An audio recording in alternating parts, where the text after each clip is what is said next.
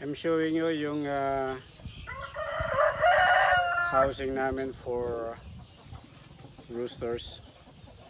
So medyo marami kaming stocks, and these are available for meat. Pwede rin mga yung gusto mag-upgrade dyan ng mga stocks nila. So you can contact us. Just send us message sa Martinville Farms FB page. So these are very affordable.